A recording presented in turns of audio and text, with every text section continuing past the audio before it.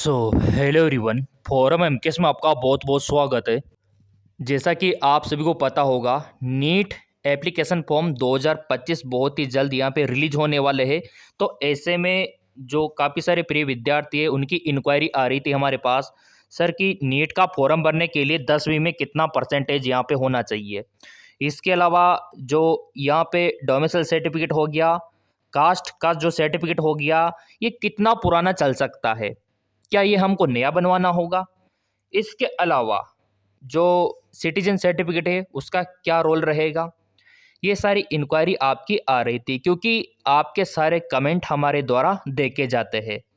जी हाँ, बिल्कुल आपने सही सुना। यहाँ पर आप देख सकते हो सारे कमेंट लाइव मैं यहाँ पे ओपन कर रहा हूँ और सारे कमेंट यहाँ पे आपको भी दिख रहे होंगे। ठीक है, तो अधिकतर यही है विद्यार्थियों का कहना कि सर यहाँ पे क्लास 10वीं में मार्कशीट में पासिंग मार्क्स चाहिए या 60% होना चाहिए, 10वीं में कितना परसेंटेज होना चाहिए, कास्ट सर्टिफिकेट का सही इशू डेट क्या है ये देखिए, और यहाँ पे पासपोर्ट साइज का क्या रोल रहेगा, किस प्रकार का होना चाहिए, सिटीजन सर्टिफिकेट में क्या डॉक्यूमेंट्स की रिक्वायरमेंट होती है। सारे कमेंट है आपके, तो इन सभी का रिप्लाई भी मैं आपको देने वाला हूँ। कास्ट सर्टिफिकेट पुराना चलेगा, ये देखिए बहुत ज़्यादा इंक्वायरी है और हमारे चैनल की यही खास बात है कि आपके सारे कमेंट यहाँ पे देखे जाते हैं ताकि आपकी समस्या का समाधान हो सके। तो डॉक्यूमेंट्स का पूरा मैंने आपको दिखा दिया था, अगर भूल गए हो तो एक बार और दिखा देता हूँ। फिर आपके कमेंटों का रिप्लाई मैं देने वाला हूँ जिससे आपके सारे डाउट क्लियर हो जाए डॉक्यूमेंट्स को लेके। ये देखिए मेरे प्रिय विद्यार्थियों, ये सारे डॉक्यूमेंट्स आपके काम आने वाले हैं नीट एप्लीकेशन फॉर्म 2025 फिलअप करने के लिए, और ये आपको पहले से तैयार करके रखने होंगे। अगर आप तैयार नहीं करोगे तो पता है ना, एक भी डॉक्यूमेंट्स का इश्यू हुआ तो आप फॉर्म भरने से वंचित रह सकते हो। तो यहाँ पे देखो, कैंडिडेट सिग्नेचर तो आप अपलोड कर ही दोगे जैसा कि मैंने आपको बताया था। ठीक है, left and right thumb impression, आपके जो दायां और बायां हाथ है उसका जो अंगूठा है उनका इम्प्रेशन लिया जाएगा। पोस्ट कार्ड साइज फ़ोटो जो बड़ा फ़ोटो होता है, और पासपोर्ट साइज फ़ोटो जो छोटा फ़ोटो होता है, और क्लास 10वीं और 12वीं का मार्कशीट यहाँ पे रिक्वायर्ड है।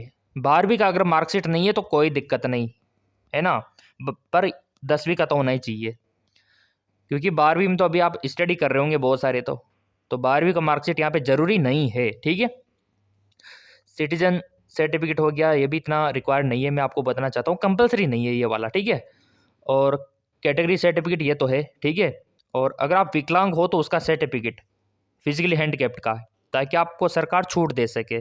वैलिड आईडी प्रूफ होना चाहिए, आधार कार्ड, बस ये डॉक्यूमेंट्स है। तो यहाँ पे विद्यार्थियों का कहना था सर कितना पुराना होना चाहिए हमारा कास्ट का सर्टिफिकेट और सिटीजन सर्टिफिकेट किसके लिए ज़रूरी है। तो सारा कुछ मैं आपको कमेंट के माध्यम से यहाँ पे अभी 1 बाय 1 करके सभी का देख लेता हूँ ताकि आपका डाउट भी क्लियर हो सके। ओके, तो यहाँ पे देखो आप, सबसे पहला है हमारे पास ड्रीम एम्स का कमेंट। ठीक है सर, आप सबसे पहले न्यूज़ लेकर आते हो, दिल से धन्यवाद, बहुत बढ़िया। ऐसे कमेंटों से हमको मोटिवेशन मिलता है और आपको अगली बार अपडेट देने का मन करता है। बहुत ही अच्छा, thank you so much dream AIIMS. और अगला है यहाँ पे जसवंत बंसल का, जनरल कैटेगरी से हूँ, क्या सिटीजन सर्टिफिकेट चाहिए होगा, कैसे बनता है। तो देखो कैसे बनता है, इसके ऊपर तो एक सेपरेट वीडियो बन जाएगा कि ये सर्टिफिकेट कैसे बनता है, सिटीजन सर्टिफिकेट। तो इसके ऊपर भी वीडियो हम बना देंगे कि स्टेप बाय स्टेप आपको कैसे बनवाना है और किन किन के सिग्नेचर यहाँ पे होंगे, इसके ऊपर वीडियो आ जाएगा। बट वही बात है कि जिन्होंने सब्सक्राइब कर रखा होता है चैनल, बेल आइकन पे प्रेस कर रखा होता है, उनको तो मिल जाता है वीडियो। आशा करता हूँ आपने भी कर रखा होगा। ठीक है जसवंत, आपको मिल जाएगा।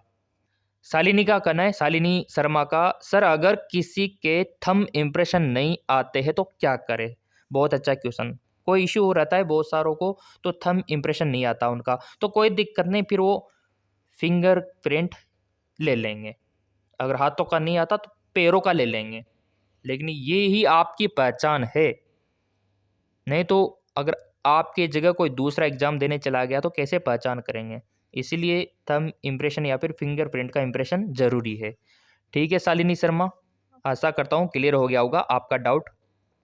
सूर्या का कहना है सर पीडब्ल्यूडी सर्टिफिकेट रिन्यू की ज़रूरत है क्या? हाँ, ये तो करवाना ही पड़ता है ना आपको, ठीक है। देखो अगर आप विकलांग हो तो बनवा लेना, अगर नहीं बना हो तो, अगर बना हो तो रिन्यू करवा लेना, ताकि आपको सरकार की सुविधा मिल सके, इसीलिए ज़रूरी है, तो करवाना पड़ता है, ठीक है। अगला है फैंटास्टिक जॉब, थैंक यू। अगला, सर मेरे आधार कार्ड में मेरा सरनेम नहीं है तो उसमें क्या करवाना होगा? जुड़वाना होगा? बिल्कुल, नहीं तो दिक्कत आएगी बाद में। डॉक्यूमेंट्स में तो सरनेम है, आधार में नहीं है तो दिक्कत हो जाएगी ना। तो ये तो बेसिक काम है, साइबर कैफे पे जाके करवा लो ताकि इन फ्यूचर कोई दिक्कत ना हो। फिर अगला कमेंट है, सर जी नीट का पेपर हिंदी में भी होता है? बिल्कुल होता है, हिंदी में होता है, इंग्लिश में होता है, काफ़ी सारे लैंग्वेजेस में होता है, 13-14 लैंग्वेजेस में। जो भी आपको अच्छे से आती है वो सेलेक्ट कर लेना। लैंग्वेजेस सभी में होता है नीट का पेपर, क्लियर? ओके। फिर अगला कमेंट है, क्लास 10th की मार्कशीट में ओनली पासिंग मार्क्स चाहिए क्या, या फिर 60%? बहुत अच्छा क्वेश्चन, क्योंकि देखो 12वीं की तो मार्कशीट इतनी काम आती नहीं है और मांगते भी नहीं है। 10वीं की मार्कशीट यहाँ पे मांगते हैं, तो कितना परसेंटेज होना चाहिए? तो देखो अगर आप जनरल ओबीसी में हो तो कम से कम 45% तो होना ही चाहिए।